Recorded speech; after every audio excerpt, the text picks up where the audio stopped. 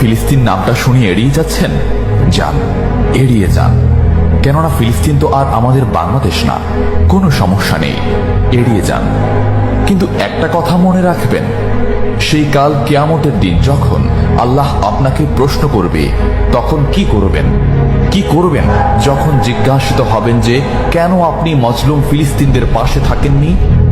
জানি উত্তর দিতে পারবেন না, কারণ আপনার নিজেরই জানা নেই এর উত্তর কি হবে।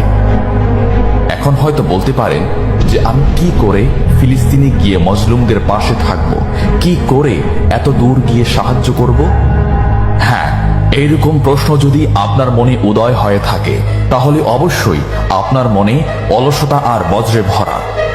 এই আধুনিক যুগে অস্ত্রের চেয়ে পাওয়ার হচ্ছে মিডিয়া, তাই মিডিয়ায় বেশি বেশি করে তা প্রচার করুন।